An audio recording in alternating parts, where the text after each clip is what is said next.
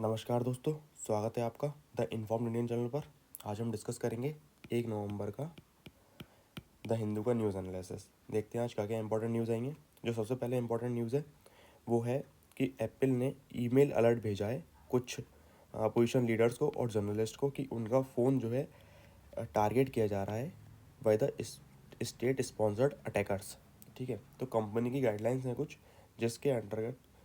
जिसके अंतर्गत उसने बताया कि ये कब अलर्ट भेजा जाएगा। ये अलर्ट तब भेजा जाता है जब भी कोई स्टेट स्पॉन्सर अटैकर्स या गवर्नमेंट बैकिंग की, जिसके पास गवर्नमेंट की बैकिंग हो रखी हो, वो इन लोगों के मोबाइल को एक्सेस करने की कोशिश करे किसी वायरस के थ्रू या किसी भी तरीके से। तो इसमें क्या होता है, इसमें वो सेंसिटिव डेटा जो भी होता है उन लोगों के फ़ोन का वो एक्सेस कर सकते हैं। वो कम्युनिकेशन कैसे कर रहे हैं, मैसेज जो है वो पढ़ सकते हैं, इवन कैमरा भी एक्सेस कर सकते हैं, माइक्रोफोन को भी एक्सेस किया जा सकता है। तो देखते हैं इसमें क्या होता है। जो हमारे इंफॉर्मेशन टेक्नोलॉजी के मिनिस्टर हैं उन्होंने इस सबको बेग बता दिया है। तो बेग तो पता नहीं होगा या नहीं होगा, ये क्या चीज़ हो सकती है, देखते हैं इसमें आगे क्या खबर आती है। इसके बाद जो नेक्स्ट इंपॉर्टेंट न्यूज़ है वो है ये Akhaura Agartala railway link. Akhaura Agartala railway link जो है ये त्रिपुरा से, अगरतला जो है त्रिपुरा में है, त्रिपुरा, और ये अखुरा जो है बांग्लादेश के अंदर है। तो ये रेलवे लिंक होने वाला है। तो यहाँ से त्रिपुरा और अगरतला के बीच में एक ट्रेन चलाई जा रही है। ठीक है, तो ये हेल्प करेगी इंडिया बांग्लादेश को एग्रीकल्चर प्रोडक्ट्स के ट्रेड में, टी में, शुगर, कंस्ट्रक्शन आइटम्स में, आयरन स्टील में, कंज्यूमर आइटम्स में, और ये पीपल टू पीपल टाइज भी बढ़ाएगी। तो ये जो फर्स्ट स्टेप जाना जा रहा है कि ये फर्स्ट स्टेप हो सकता है जिससे कि हम ट्रेन को त्रिपुरा से कोलकाता तक जोड़ेंगे, जो कि बांग्लादेश से होता हुआ आएगा। ये बांग्लादेश वाला रीज़न है, सारा बांग्लादेश वाला रीज़न है। तो अभी केवल यहाँ तक चलाया गया, आगे देखते हैं क्या होता है। इसका जो इंडिया वाला पार्ट है वो बनाया गया है जो डेवलपमेंट मिनिस्ट्री ऑफ डेवलपमेंट है of north eastern region, ministry of development of north eastern region. ठीक है, ये इंडिया वाला पार्ट इसने बनाया, और जो बांग्लादेश का पार्ट है वो बनाया है हमारी मिनिस्ट्री ऑफ एक्सटर्नल अफेयर में। तो ये आपको पता होना चाहिए कि अखुरा अगरतला रेलवे लिंक प्रोजेक्ट कहाँ पे और किसके बीच में है। ठीक है, जो इसके बाद नेक्स्ट इंपॉर्टेंट न्यूज़ है वो हम देखते हैं। इसके बाद इस पेज पे जो इसके बाद ये इंपॉर्टेंट न्यूज़ आई थी, ये आया है रोहिणी नैयर प्राइज़। तो रोहिणी नैयर प्राइज़ दिया जाता है, याद रखिएगा ये किस चीज़ के लिए दिया जाता है। ये दिया जाता है जब भी किसी का कंट्रीब्यूशन रूरल डेवलपमेंट में बहुत ज़्यादा होगा। रूरल डेवलपमेंट में अगर किसी ने बहुत ज़्यादा कंट्रीब्यूशन किया है तो उसके लिए दिया जाएगा ये रोहिणी नैयर प्राइज़। ठीक है, और रोहिणी नैयर ये कौन थी, ये थी प्रिंसिपल एडवाइज़र थी, प्रिंसिपल एडवाइज़र टू जो पहले हमारा प्लानिंग कमीशन था जिसकी जगह अब नीति आयोग आ चुका है, तो उसकी प्रिंसिपल एडवाइज़र रह चुकी हैं ये। तो ये 2 साल से दिया जा रहा है, ये सेकंड टाइम है। इस अभी दिया गया है दीनानाथ राजपूत को।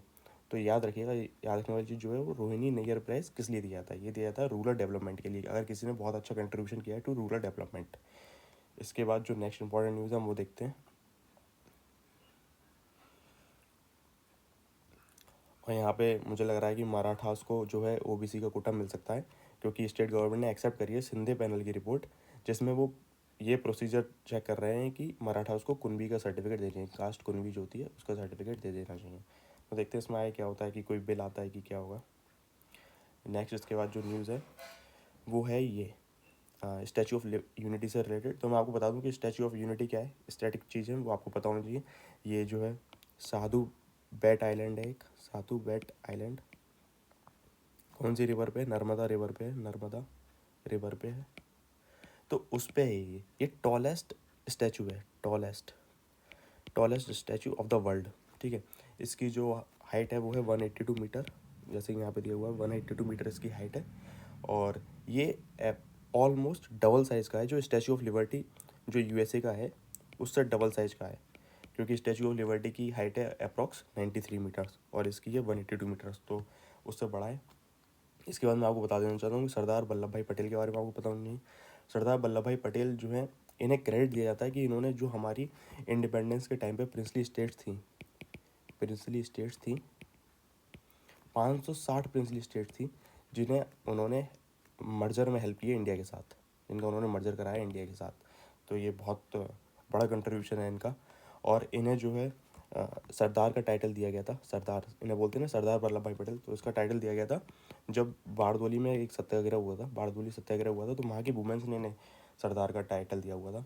और इनके बारे में जो आफ्टर इंडिपेंडेंस वाली चीज़ जानने की है वो ये है कि ये फर्स्ट होम मिनिस्टर रह चुके हैं, और डेप्यूटी प्राइम मिनिस्टर भी रह चुके हैं। First home minister and deputy prime minister, तो आपको ये पता होना चाहिए सरदार वल्लभ भाई पटेल के बारे में। इसके बाद जो नेक्स्ट न्यूज़ है वो राज्योत्सव अवार्ड दिए गए हैं कर्नाटका में। कर्नाटका सेलिब्रेट कर रहा है, 50 ईयर हो चुके हैं इसे, जब से इन्होंने अपना नाम मैसूर से कर्नाटका किया था, तो उसे 50 साल हो चुके हैं। तो मैसूर को आपको पता होना चाहिए कि हैदर अली, टीपू सुल्तान, इससे रिलेटेड है टीपू सुल्तान, मैसूर। तो उसके बारे में आप देख लीजिएगा, ये हिस्ट्री का स्टैटिक का पार्ट है, आप देख लीजिएगा। और राज्योत्सव अवार्ड जो है यहाँ के सेकंड हाईएस्ट सिविलियन अवार्ड है कर्नाटका का, तो ये चीज़ आप देख लीजिएगा। इसके बाद जो नेक्स्ट इम्पॉर्टेंट न्यूज़ है वो यहाँ पे तेलंगाना इलेक्शन वगैरह से रिलेटेड है। और यहाँ पे इन्हें बुक कर लिया गया यूनियन मिनिस्टर को, जो इन्होंने ब्लास्ट जो हुआ है केरला में, उस पर इन्होंने एक कुछ कम्युनिटी और कुछ लोगों के बारे में बोल दिया था कि उन लोगों के द्वारा कराया गया ये, तो इन्हें इस FIR सेक्शन जो 153 ऑफ IPC के अंदर बुक किया गया है। देखते हैं आगे होता है इस पर। इसके बाद जो नेक्स्ट न्यूज़ है वो ये रोज़गार बाजार जॉब पोर्टल, ये दिल्ली गवर्नमेंट का टॉप जॉब पोर्टल है। इसके अंदर अरविंद केजरीवाल का कहना है कि 10 लाख जॉब प्रोवाइड करते हैं एनुअली, लेकिन जब RTI डाली गई तो RTI का रिस्पांस ये आया है कि जॉब पोर्टल जो डिस्फंक्शनल चल रहा है फॉर 6 मंथ्स। ये बस मैंने आपको ऐसे ही बता दिया क्योंकि ये आया हुआ है, इसमें कुछ इतना खास नहीं है। इसके बाद जो नेक्स्ट इंपॉर्टेंट न्यूज़, ये सारे एडिटोरियल पेज हैं, एडिटोरियल पेज हम इस वीडियो में डिस्कस नहीं करेंगे, ठीक है। इसके बाद देखते हैं नेक्स्ट इंपॉर्टेंट न्यूज़ क्या है। ये ये हिंदू की एक सीरीज़ आई थी जिसमें वो तीन तीन दिन लगातार कुछ एडिटोरियल देने वाले थे कि हमारे जो रेलवे सिस्टम्स में रेलवे है उसमें ज़रूरतें क्या है और क्यों ऐसा है कि वो लॉस मेकिंग एंटिटी होता जा रहा है। तो इसे आप लगातार 3 दिन, आज लास्ट है ये, इससे 2 दिन पहले भी आ चुके हैं, तो आप पढ़ सकते हैं इसे अपने आप जाके। इसके बाद ये वायरस से रिलेटेड है, पेगासस, बैटल एंड ऑल, जो पहले पेज पे दिया हुआ था उसी के आगे का बताया गया है ज़्यादा डिटेल में।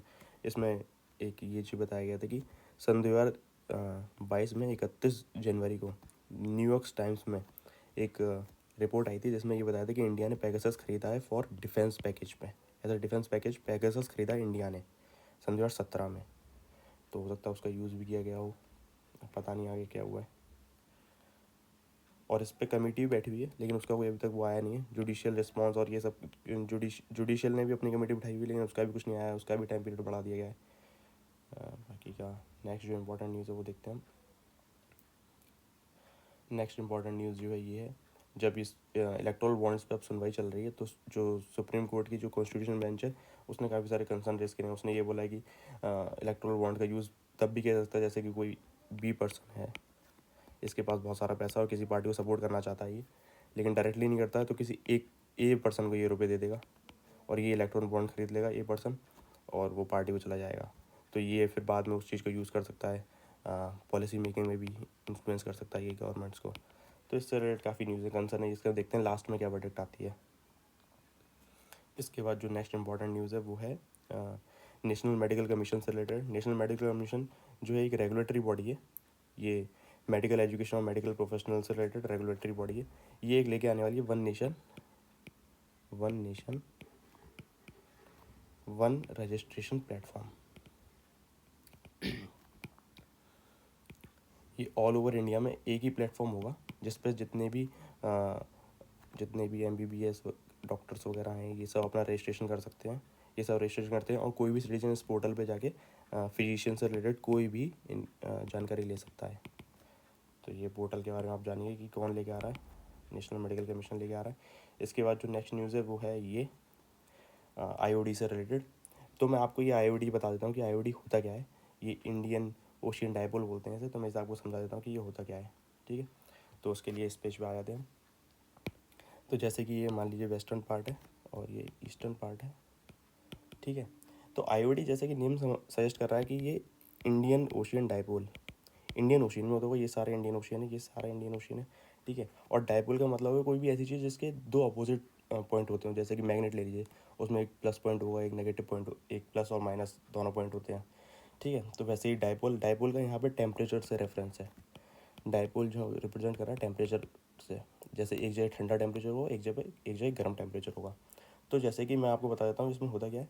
जैसे कि जैसे कि ये इंडियन ओशियन जो है ये वर्ल्ड का हॉटेस्ट ओशियन माना जाता है। इसके बाद जो सेकंड माना जाता है वो पैसिफिक ओशियन माना जाता है। तो जैसे कि यहाँ पे ईस्टर्लीज फ्लो करती हैं, ईस्टर्ली से फ्लो कर रही हैं ऐसे इस तरीके से। तो यहाँ पे जितना भी गर्म पानी है वो सब इधर जा रहा है, सारा गर्म पानी जो है वो इधर चला जाता है। ठीक है। और यहाँ पे गर्म पानी ज़्यादा हो जाता है और ठंडा पानी जो है नीचे से ऊपर आ जाता है, अप वेलिंग जिसे बोलते हैं। तो यहाँ पे सारा कोल्ड वाटर रहेगा, यहाँ पे हॉट वाटर रहेगा। तो यहाँ पे जब हॉट वाटर होगा तो ऑब्वियस सी बात है ये एयर राइज करेगी, एयर राइज करेगी। यहाँ पे क्लाउड्स बनेंगे, क्लाउड्स बनेंगे, बारिश होगी, बारिश होगी तो इस जगह वाले एरिया में अच्छा खासा रेनफॉल होगा और बाढ़ भी आ सकती है। और जब यहाँ पे कोल्ड टेम्परेचर हो रखा है, कोल्ड हो रखा है तो हाई प्रेशर, हाई प्रेशर मतलब कि हवा नीचे आएगी, हवा नीचे आएगी तो बारिश तो नहीं होने वाली, तो इस एरिया में सूखा पड़ेगा, इस एरिया में सूखा पड़ेगा। इस चीज़ को बोलते हैं पॉजिटिव इंडियन डाइपोल। ठीक है। इसका जस्ट रिवर्स पैटर्न होता है। जैसे कि जब भी ईस्टर्लीज जो पानी को इधर लेके जा रही थी और सब कुछ हो रहा था, जब भी ईस्टर्लीज बहुत वीक हो जाएंगी और वेस्टर्लीज जो है स्ट्रांग हो जाएंगी।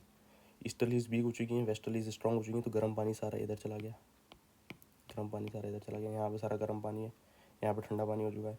जब गर्म पानी यहाँ चला गया तो यहाँ पे क्लाउड्स बनेंगे। अब यहाँ पे सारी बारिश होगी, यहाँ पे बारिश होगी तो इस पूरे रीजन में जो है अच्छी खासी बारिश होगी। और यहाँ पे जो है ड्राउट, सूखा पड़ेगा, यहाँ पे इस रीजन में सूखा पड़ जाएगा।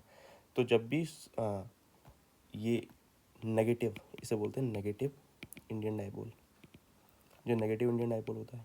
और जब भी नेगेटिव इंडियन डाइपोल होगा तो आप समझ जाइए कि कहाँ सूखा पड़ना है, कहाँ क्या होना है। तो मैं बस आपको ये समझाना चाहता था, आप आई होप आपको ये चीज़ समझ में आ गई होगी। ईस्टर्लीज वीक हो जाती हैं और जो है वार्म वाटर यहाँ पे आ जाता है और पानी सारा यहाँ पे आता है। ठीक है। तो ये चीज़ आप याद रखिएगा। इसके बाद देखते हैं नेक्स्ट इंपॉर्टेंट न्यूज़ क्या थी।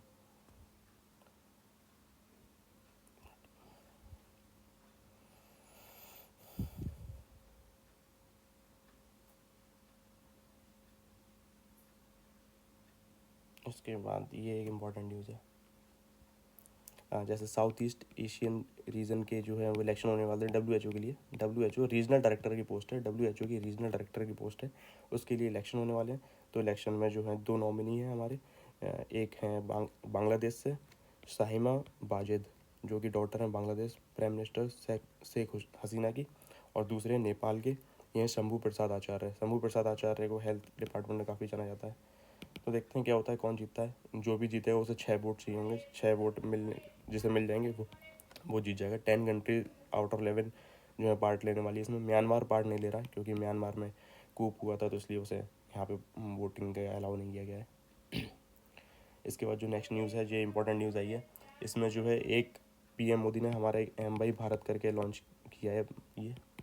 तो MY भारत जो है मेरा युवा भारत, ये जो ऑटोनोमस बॉडी होगा, ऑटोनोमस बॉडी है ये, ऑटोनोमस बॉडी है ये। ठीक है। और ये बेनिफिट करेगा यूथ। एज ग्रुप क्या होगा, यूथ का एज ग्रुप जो हमारी नेशनल यूथ पॉलिसी में है 15 से 20 ईयर बताई गई है कि ये यूथ होता है। तो आप ये याद रख सकते हैं। इसमें क्या होगा, फोकस करेंगे ये गवर्नमेंट जो है फोकस करेगी ऑन यूथ लेड डेवलपमेंट, जिसमें कि यूथ लेड डेवलपमेंट पे फोकस करेगी गवर्नमेंट। ठीक है। और इसमें यूथ जो है वो एक्टिव ड्राइवर बनेगा ऑफ द इकोनॉमी। बस ये नहीं कि रेसिपिएंट है, वो अब एक्टिव ड्राइवर, वो ड्राइव करेगा इकोनॉमी को आगे लेके जाएगा यूथ। तो उस पर फोकस करेगा ये। तो मेरा भारत याद रखिएगा, माई भारत करके, मेरा युवा भारत। इसके बाद देखते हैं नेक्स्ट इंपॉर्टेंट क्या न्यूज़ है। इसके बाद तो वही चल रहा है यहाँ पे, इसराइल ने अटैक और ये गाज़ा पे ये सब चीज़ें चल रही हैं। इसके बाद जो नेक्स्ट लगा मुझे इंपॉर्टेंट कोर सेक्टर है, ये आपको पता ही होना चाहिए, ये तो आता ही रहता है इस पेज पे। मैं आपको कोर सेक्टर बता दे रहा हूँ क्या होते हैं और उनका वेटेज क्या है। तो सबसे ज़्यादा वेटेज के फॉर्म में लिख दे रहा हूँ मैं। सबसे पहले रिफाइनरी प्रोडक्ट्स होते हैं, रिफाइनरी प्रोडक्ट्स सबसे ज़्यादा वेटेज इन्हीं का होता है। इसके बाद इलेक्ट्रिसिटी का सबसे ज़्यादा वेटेज है। उसके बाद स्टील का वेटेज है। उसके बाद कोल का वेटेज है। उसके बाद क्रूड ऑयल प्रोडक्ट्स का वेटेज है। उसके बाद नेचुरल गैस का वेटेज है। उसके बाद सीमेंट, और लास्ट में आता है फर्टिलाइज़र का वेटेज सबसे कम है। तो आप ये चीज़ याद रख सकते हैं, ये इस तरीके से चल रहा है। ठीक है। सबसे ज़्यादा रिफाइनरी प्रोडक्ट्स का होता है, सबसे कम फर्टिलाइजर्स का होता है। तो आप ये याद रख सकते हैं कि कोर सेक्टर का वेटेज कैसे वेटेज है इन लोगों का, सबसे ज़्यादा किसका, सबसे कम किसका, ये पूछा जा सकता है। कोर सेक्टर तो आपको पता ही होना चाहिए क्या क्या होना चाहिए। ये हैं कोर सेक्टर, 8 कोर सेक्टर हैं हमारे। इसके बाद आज का न्यूज़ एनालिसिस नहीं ख़त्म होता है। और थैंक यू, धन्यवाद। आप इसे शेयर कर सकते हैं अपने दोस्तों के साथ, लाइक कर सकते हैं अगर आपको पसंद आए तो। धन्यवाद।